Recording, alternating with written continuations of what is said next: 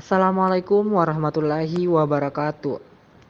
Halo semuanya, kami dari kelompok 5 di sini akan menjelaskan mengenai materi perancangan penilaian pembelajaran fisika.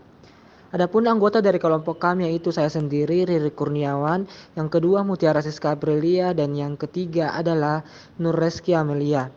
Baiklah, langsung saja di sini saya akan menjelaskan mengenai penilaian. Apa sih yang dimaksud dengan penilaian?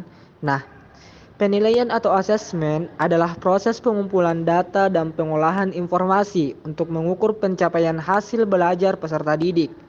Pada standar nasional pendidikan, penilaian pendidikan merupakan salah satu standar yang bertujuan untuk menjamin perancangan penilaian peserta didik sesuai dengan kompetensi yang akan dicapai dan berdasarkan prinsip-prinsip penilaian.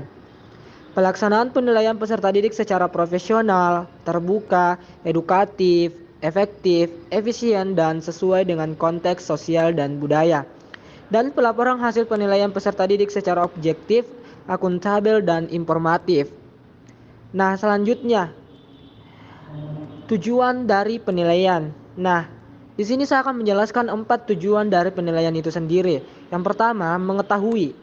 Mengetahui dalam hal ini adalah tingkat penguasaan kompetensi dalam sikap, pengetahuan, dan keterampilan yang sudah dan belum dikuasai oleh seseorang atau sekelompok peserta didik untuk ditingkatkan dalam pembelajaran remedial dan program pengayaan. Nah, yang kedua, menetapkan.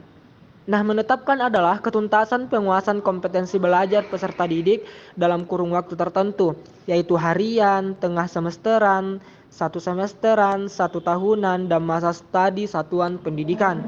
Selanjutnya, penetapan.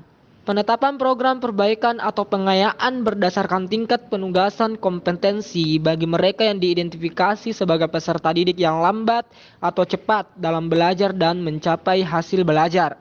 Selanjutnya, memperbaiki proses pembelajaran pada pertemuan semester berikutnya. Nah, mungkin itu saja yang dapat saya jelaskan mengenai tentang penilaian dan tujuan dari penilaian itu sendiri. Selanjutnya saya serahkan kepada teman kelompok saya. Terima kasih atas kesempatan yang telah diberikan. Selanjutnya saya akan menjelaskan mengenai prinsip penilaian. Yang pertama ada sahih, objektif, adil, terpadu, terbuka, holistik, sistematis, akuntabel, dan edukatif. Kemudian ada yang namanya lingkup penilaian.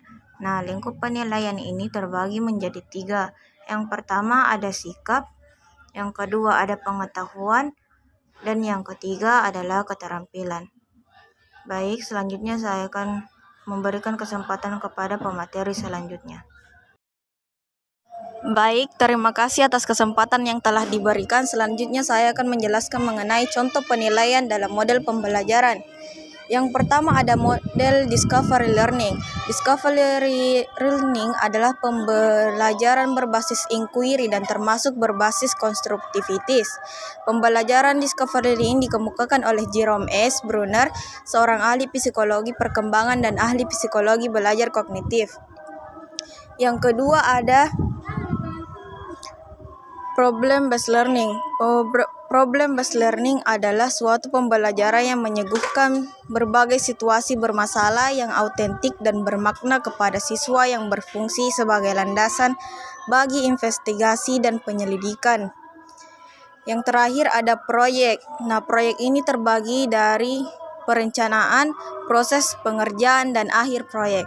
Sekian dari saya.